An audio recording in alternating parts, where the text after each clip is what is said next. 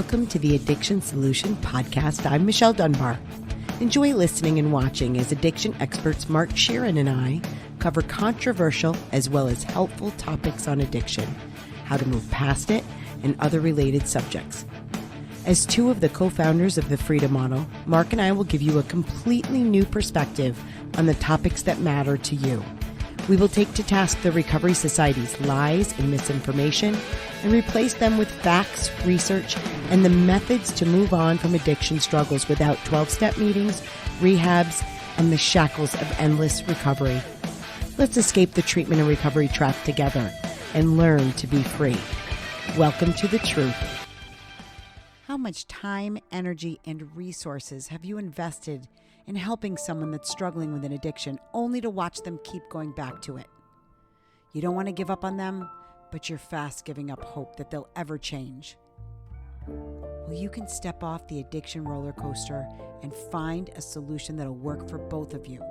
Join addiction experts, hosts of the popular podcast, The Addiction Solution, and authors of The Freedom Model for Addictions, Mark Sheeran, and me, Michelle Dunbar, to learn a solution that'll provide you and your loved one freedom from the addiction battle for good. It's called Families Moving Past Addiction Masterclass, and it's a 3-hour live online free event where you'll hear information about addiction we guarantee you've never heard before. So if you love someone struggling with an addiction, then this masterclass is for you. To enroll, click the link provided and register soon for the date that works for you, because each masterclass will only have 50 participants. We'll see you at the class.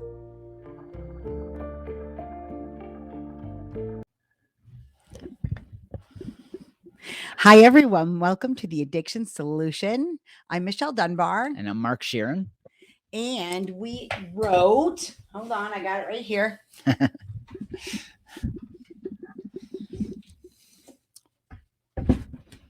The Freedom Model for Addictions and the Freedom Model for the Family. Now you'll notice we're going to be looking down because we have a different setup here because of the masterclass, just the way the studio is set up. So we're looking at a different screen. So I realize it might be goofy. So we might be going back and forth. That's temporary. That's only for those who are on YouTube, because obviously most people are just listening to this, which I prefer. So the reason I say that is we're going to have a new studio here in the next month or two, completely different setup in a different building, and we're very excited about that. Yes. But for now, it's just kind of hacked together in front of the fireplace at the retreat. Yeah. Okay. So what are we talking about today? Well, what we're going to talk about today is, the reasons that relationships become so strained, why that is in part the fault of the current addiction treatment model. The current family addiction treatment model really is a divide and conquer model. Yeah. So we were talking about topics, and we've touched on the family throughout different podcasts, but we've never just focused directly on exactly how the treatment industry divides and conquers families and why they do that. Right. And how that developed. How did that start? I know some history about that. And how most people, most therapists don't even realize they're doing it. Right. And I would suspect that, like everything, I want to frame it out that most treatment centers, or the people that are actually helping, quote unquote, the family or talking to them, they're taught this stuff and they don't know that they're harming families. They really believe that fundamentally the family needs to be separate from the user, or in their, what they would call the drug addict, right? The addict. And that they need to separate those people. They need to parse them out so that the addict can get well. That's sort of what's told. And at first flush, when you look at it, you go, yeah, I suppose so, because it's been kind of a shit show, right? The family dynamic a lot of times is a painful one, and it's not working. So, but in a lot of cases, the family is fine. Yeah, I mean, I mean, we need to talk about that. the idea that every single relationship of a heavy substance user is bad is not true. I mean, we've worked with many people with drug and alcohol problems who had great relationships with their family. They weren't isolated. They just had this preference for heavy use.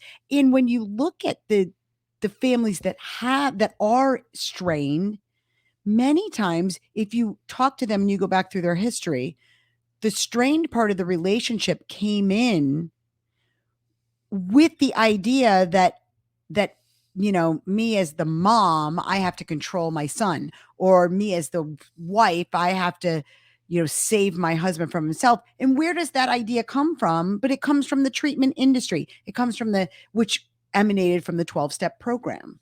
Yeah, or I'm gonna give another example that's a little different than what she just said.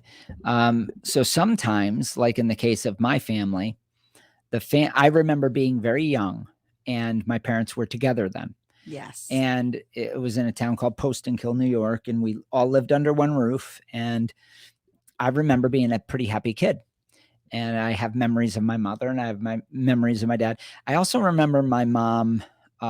When I was about 4 to 5 years old, going to her meetings, which was a relatively new thing at that point.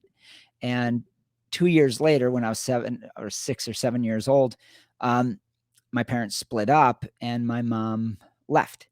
And most of that, I later came to understand, was a result of AA. Yes. So it gave her a pass. It gave her a way out of, according to her, an unhappy marriage. So sometimes treatment is the vehicle that is used, that is actively used by the substance user, by the substance user, in this case, my mother, to say, bye-bye. I don't really want to be a mother of 12 children. She didn't.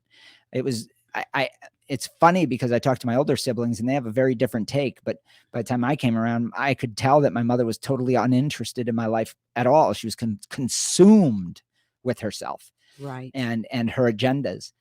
And she just, it was all about her. So, but for whatever reason, my mother needed that. So she found that in treatment. Treatment allowed her to focus on herself and frankly, be a very selfish person. Well, what it did, like, our stories are similar in that respect, because my dad went to AA when I was 9 or 10 that year. It was the year I turned 10. And I too have memories of my parents being happier together before he went to AA.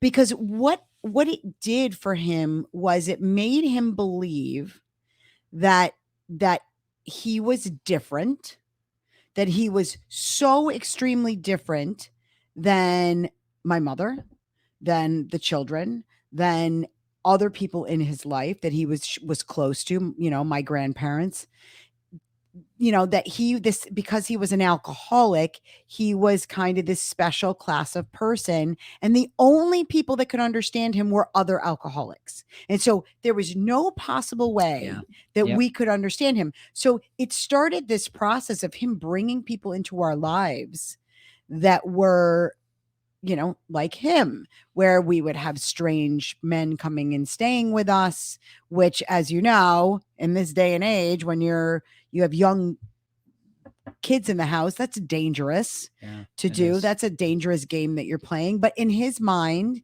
it didn't matter, because his service work to these people that could understand him was all that mattered, because all that mattered was he had to put everything behind his sobriety. Yeah. And that meant his marriage, his children, and even his career at times, which he was very monetarily motivated. So the career stayed pretty high on his priority list. But that's what it is. It makes people believe that you're special, you're different, and nobody else can understand you. Yeah. So that builds a whole model around. Well, let's go now back to the treatment industry. So it starts with what Michelle just described, because AA is the core of the treatment industry, right? The treatment industry emanates from the 12-step model. And so eventually what happened was treatment centers started to catch on that, well, there's money to be made here. Oh yeah, lots of it. Yeah. And then family programs came in parallel. You'd bring your loved one in and they could upsell to the family. And then what happened was, like so many things in the treatment industry, it became about funding. It just simply cut and dry became all about how can we make our bottom line for the investor better. And that was by making the family sick. So it drifted into this weird, really strange place where you're telling the family that I actually had a friend of mine's parents go to counseling at a rehab, and they said they were all alcoholics, and none of the parents or anything drank. I had a friend like that. That happened too. Yeah, they're just a different style of alcoholic, and they were like, what are you talking about? And then they morphed it into, well, alcoholism is a state of mind and A family disease. yeah, it's a family disease. That's where things get really hinky and strange. And eventually they had the entire family on medications. Yep. They had them wrapped into family counseling, individual counseling, and it was all in this one clinic. And it literally destroyed people's lives. Yeah. And I watched that family disintegrate like mine did. My mother became a counselor, and she was never the same. Well, because part of it is like, I do remember being a child and my mother was going to Al-Anon, and we were going to, at some point, they had us going to Alateen meetings like twice a week. Right. I did that. And to me, what it looked like, because by now I'm like 11 or 12. And to me, what these meetings looked like was, we're going to teach you how to behave so that your daddy doesn't relapse into his disease. So it became like my sister and I were like 10 and she's like 10, I'm 12 years old. Like all of a sudden we felt this burden of responsibility that somehow it's our responsibility when he behaves badly. Mm-hmm. Like that is our fault. That is my mother's fault. And I grew up thinking that. So anytime my father had his outbursts of violence, because that didn't go away because he quit drinking. Anytime he had these outbursts of violence, I would blame my mother. Yeah. And I was learning this all through this whole idea that you as a family member are responsible somehow for that person's behavior. So how is it that a family, here's a question for the audience. So how is it that the family falls for this, right? How is it that we all of a sudden get wrapped up in all this nonsense? And I can tell you that probably the number one reason is guilt. Yeah. That everybody fear. And fear. That's right. Yeah, that's a good point. Probably fear first. Fear of the addict dying. Yep. Right. The substance user going off the deep end. Fear of the confusion, the violence, maybe the car accidents, the legal trouble, the marriage disintegrating, all these things. So you look at this situation that's incredibly frustrating and sad, and people are desperate. People are desperate. They'll start believing in just about anything. And especially when a quote unquote professional says it. I've met so many counselors. I just got to digress for a second. That I've met so many counselors that were so obviously incompetent and just dumb, just really dumb. And I remember being in counseling as a kid, probably 12, 13 years old. And then I went for a stint when I was 15 as well, and another stint when I was 16. And each time I was like, this person has no idea what they're talking about.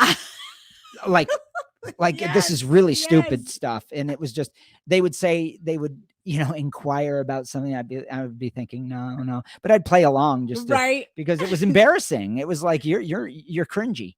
I don't even believe anything you're saying. Right. I could remember meeting one of Dad's friends who was a woman she was in AA. She was one of his friends from AA. It was all very strange back then.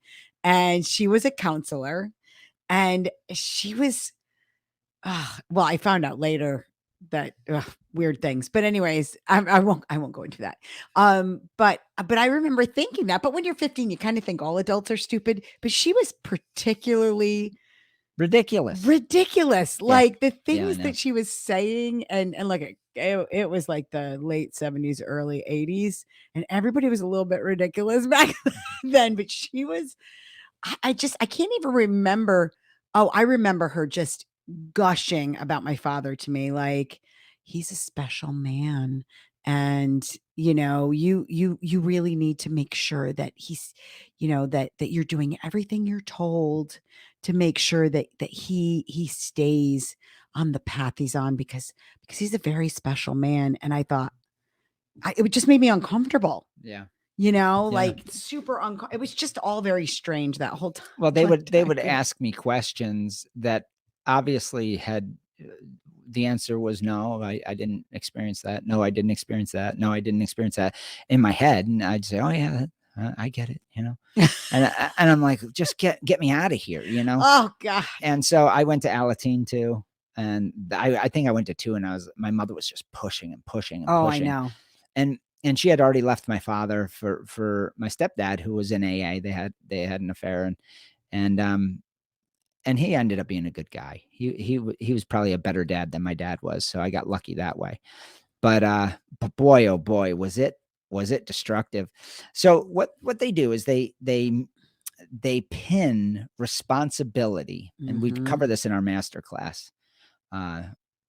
They pin the responsibility of somebody else's actions and habits on you. Yeah. And then they pin, your actions on somebody else.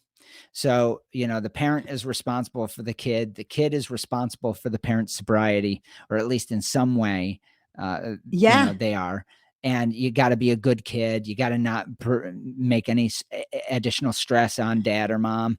And I can remember my mother bought right into it. She would say things like, I'd say, where are you? I was like 6, 7 years old, but right before she left, and she'd be like, my recovery is number one. I need to not be on the family stress, and which made me feel like shit, because I thought, oh, I'm the reason that mom I'm stressing her out. Right. I'm the reason that she can't be here. Right. And so that is a recipe, a universal recipe for absolute disaster, because when we give our happiness to somebody else, meaning when I actually believe that in order for my mom to be happy, that I have to be a good kid, suddenly you're constantly thinking about what you need to do to make everybody peaceful. Yep. And that was me. Yeah. And the reality is, we're all autonomous creatures. We're all doing our own thing. So this illusion that the treatment centers bake into the social dynamic, that we're all responsible for each other. And if we don't really step on eggshells, everybody, it's all going to fall apart. It's just a charade. It is. It's just a charade where everybody's trying so hard to manipulate the other person.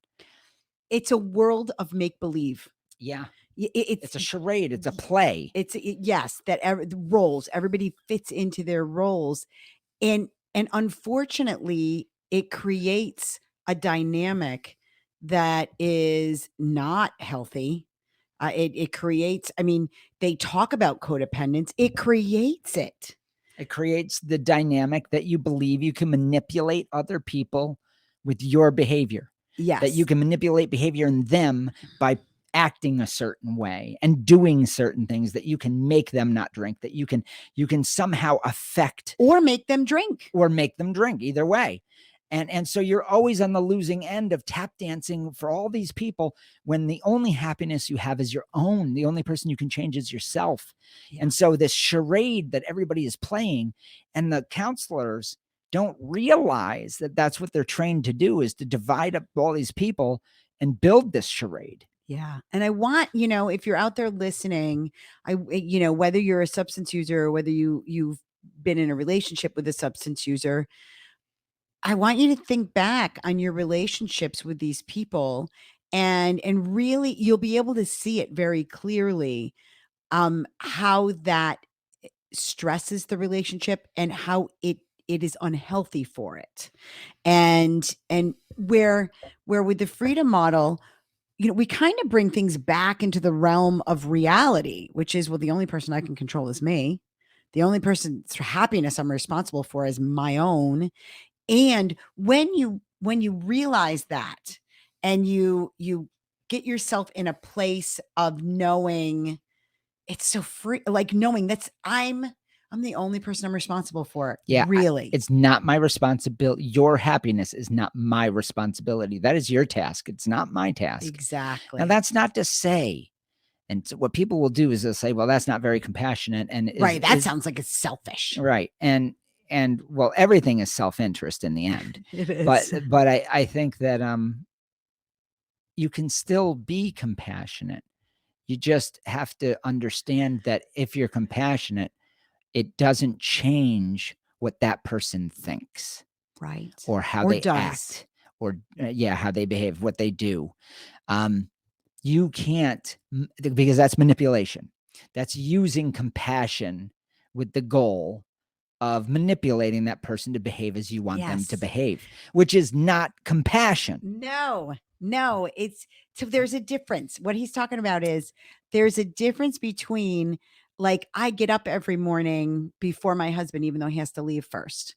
And I get up every morning before him and I feed the animals, all the animals at 5:30.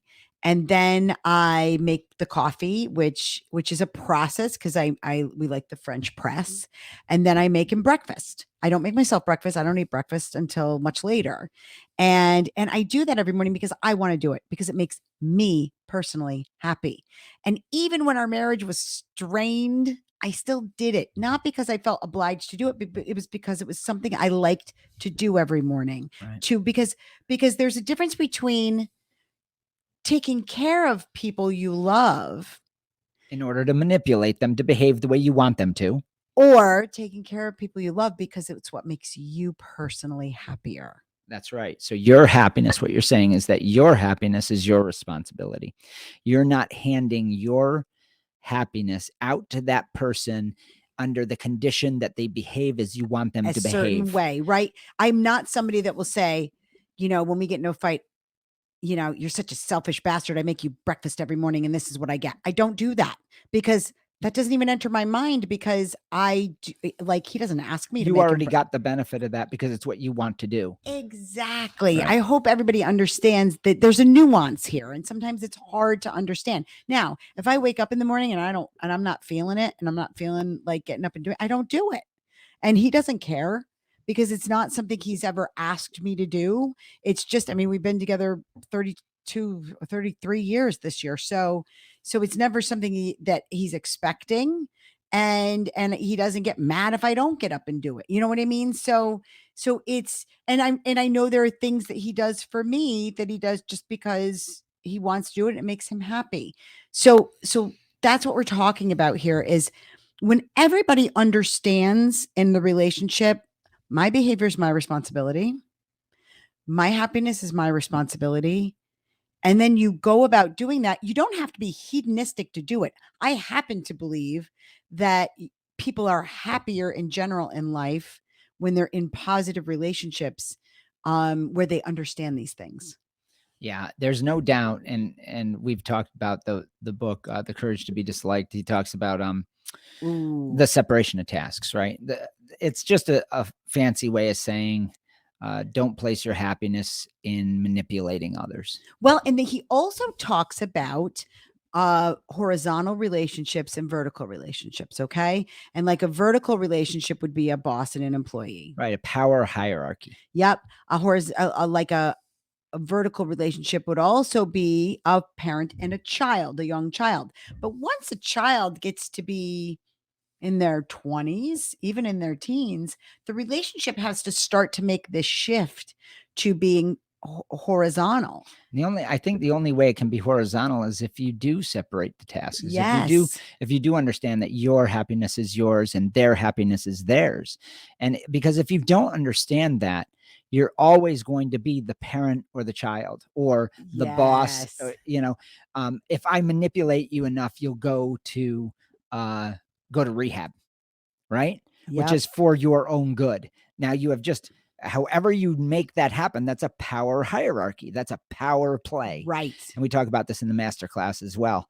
And that's very dissatisfying, because as soon as the person leaves rehab after 3 days, your whole world, you placed all your happiness in their actions. Now your Ooh. whole world is shattered and you play the victim. And at that point, you're freaking miserable. That's a good They're point. pissed off. And because you took your happiness and you said, oh, they're behaving, they're going to rehab, I'm so excited for them. But really, it's about you. It's Yeah. partially for them, but it's partially for you. So whatever portion you placed, whatever portion of your happiness that you placed in their actions, and whatever portion that is, when they don't act that way, guess what? It's going to crush your happiness. Yeah. And And then they get That to is- manipulate you back. that is such a great point. And we do go into detail about all of this. We, just so you know, I think it was at the beginning, the family masterclass that we are offering is free now. And it's 2 to 3 hours. And we go into detail about all of this, and how I know people listening to the podcast might think, oh, so I'm just supposed to let these people do what they want. And in essence, yes, but do you have to be happy with their behavior? No, nobody's saying you have to be okay with it. But I want you to look at your relationship, even if it's with your spouse or your significant other. Do you have a vertical relationship? Because a lot of times when there's a heavy substance user, it becomes this vertical relationship. You become like a parent Right. to that person, because this person is getting themselves into trouble, or maybe they get very sick and they end up in the hospital, or maybe, whatever is happening in the dynamic, they took on the role as the child. And so you've created this vertical relationships in those kinds of romantic relationships tend not to be very successful. People tend to be very unhappy in them, because I'm not, when I was looking for a mate, I'm not looking for somebody to be my parent, and I'm definitely not looking to be the child in that relationship. Well, what's interesting about that is, let's say that you have the power play. You are now on top. This person has done what they're told. You're very happy and Right. satisfied. They're in rehab or whatever. Then They're going to their meetings. so they're on bottom, you're on top on this vertical scenario of power. And then they say, fuck you, I'm not going to the meeting. Now they're on top. So all it takes, when you hand somebody your happiness based on their behavior, you literally take your autonomy and you give it to them. Right. And when you give somebody else your autonomy, they can do with it whatever they want. They can flood you with love, and then you're a very happy, sated person. Or they can, at the flip of a switch, go, fuck you, dude. I'm tired of this responsibility. Yeah, right. I'm not doing this. I'm not. And now your whole world is crushed because you handed it to them. So maybe the better approach that we teach in the master class, and we go into real detail with this, is let's figure out what you want for your life. Yes. Pull all that what would autonomy make back. You separate from this person. What would make you happier in your life? And look I raised 3 sons, and at any given moment I had 4 men in my house. And when the boys moved out and everybody, they're all adults now, I had to figure out what would make me happier. It took it took some time to figure that out, because I didn't know for a little while. Now, did I always have my happiness in these other people? No. I mean, there were things that I was doing for myself even back then. Well, you kept your career through all of I that, did. and you had a very full life. I did. And so, but you have to make a transition. When you're a parent, you have to make, he knows, he Mhm. raised 3 kids too. Yeah. You have to make a transition from, a lot of my happiness was wrapped up in what my kids were doing, and supporting them in their schoolwork and in their athletics and things like that. And so it took up a lot of my time, and I found ways to be happier doing that with them. And so when they left, I had to fill my time with something else, Right. That's right. And you become really aware of that when the kids do go. Yeah, you do. The other thing about being a parent, which is interesting, is there's there's such lessons about autonomy when a kid gets to be about 10 years old, because they're their own person at that point, and they basically can manipulate. I watch parents nowadays, especially with the current Oof. models of how child rearing happens. The kids run the household. It's tragic Yeah, what's it's happened. scary. And but even when I was growing up, the kid isn't running the household. In my case, my father was a great father this way. He understood my autonomy. He understood the Yes. powerlessness he had over my behaviors. And he was vocal about it. He said he would tell my aunt, who would call around looking for me when I would be gone for weeks sometimes in my teen years. And he'd go, just stop doing that. Mark will be fine. And she couldn't do it. She had to look for me. And he said, Mark's an adult. And she said, he's not an adult. And he goes, he is an adult. My father recognized that by 13, 14 years old, I was going to figure shit out on my own anyway. Yeah. And he was remarkably smart in that way, and trusting in fate, because he realized he did his best. It was going to Well, chips. You're the youngest of 12. So by the 12th, he was like, he got "There's it. nothing I can do." Yeah. And I'll tell you, Most parents don't have enough kids to figure that out. That's true. And when I talked to my older siblings, they had a completely different hands-on approach, parenting, child relationship. I knew none of that. You Right. know, now it was to an extreme in my household, which was, It was. in many cases really bad, because I think there's a balancing act in being a parent. But when it comes to families, this whole forcing people into rehab and manipulating in this charade that the treatment industry projects and then actively teaches, is super damaging and causes this power play, because the rehab becomes the object of discontent. And the parent wants it, or the spouse wants that person in rehab and wants them to completely comply and become a compliant, person in treatment. And the person in treatment goes, I kind of agree with treatment. I kind of want to go. I want my life to get together, but fuck you. Well, I'm not going to do it. Now they get out of the rehab, or they drink at the parent or oh spouse. yeah, like I can do what I want. And now the power play has been switched. Just like that, with a simple decision, that person gains the power back. And what if we just didn't have the power play at all? Why don't we take that off the table and say, my task is my task, your task is your task. That doesn't mean we can't live together.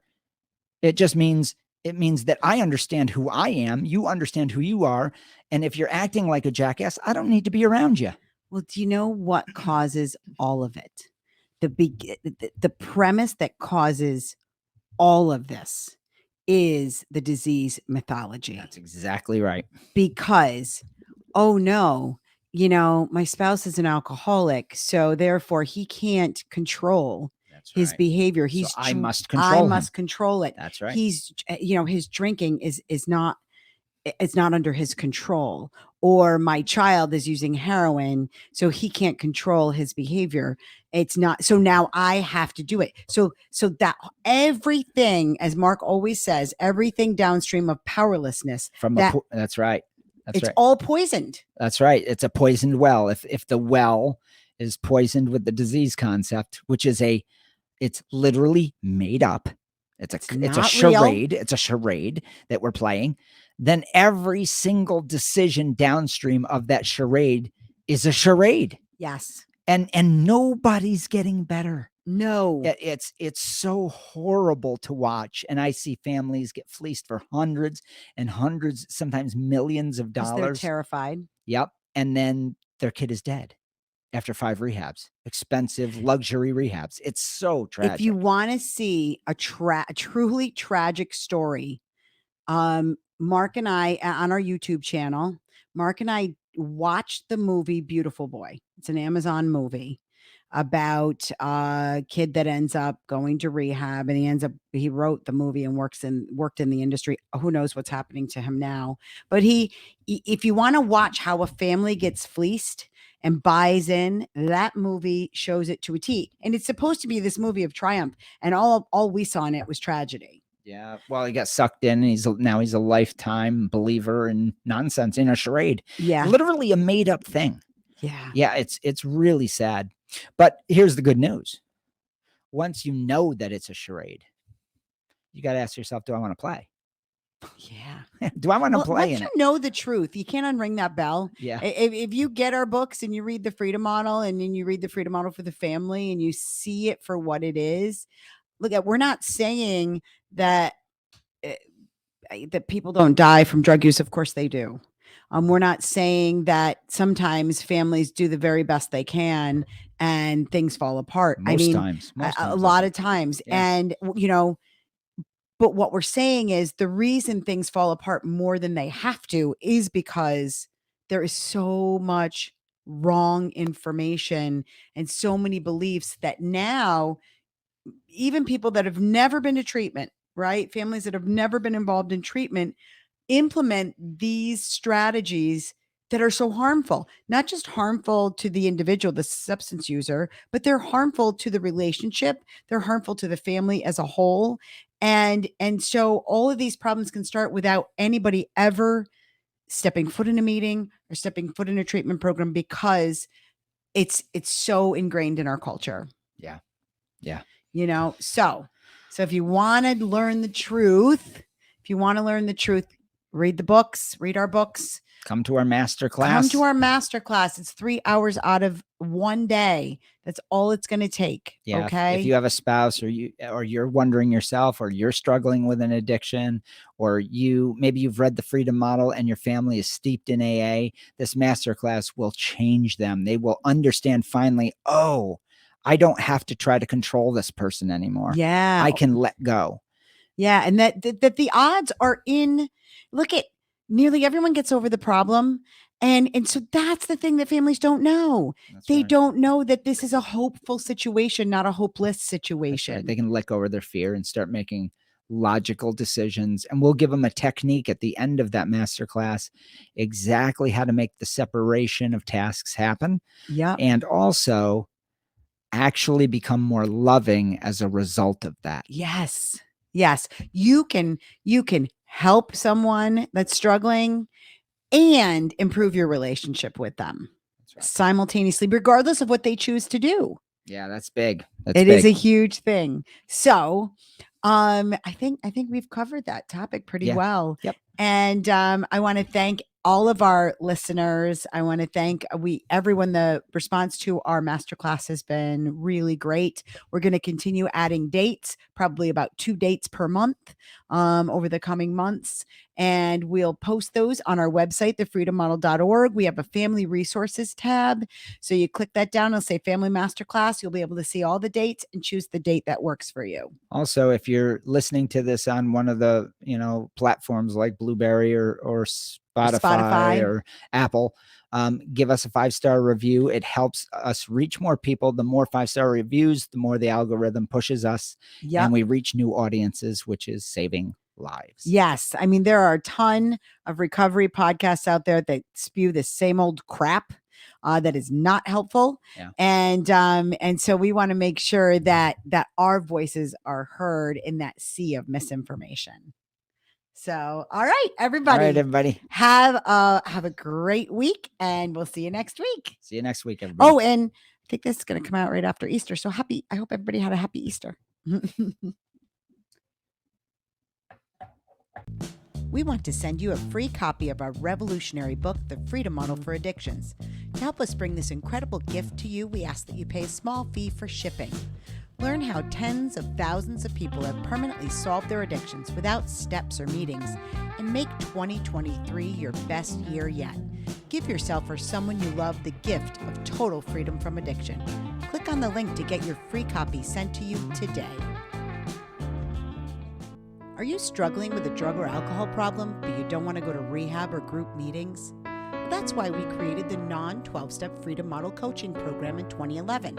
Through video conferencing on Zoom or Skype, you can work privately with a certified Freedom Model coach from your home or office on your schedule. And here's the best part. With the Freedom Model, you'll never be labeled an addict or an alcoholic, and we won't tell you to go to 12-step meetings or hamper your life with endless recovery rituals. Instead, you can learn exactly why addiction isn't a disease and how you can solve the problem for good and move on with your life. Do you want to be completely free from your addiction? Do you want to never have to attend meetings, rehabs, or addiction counseling ever again?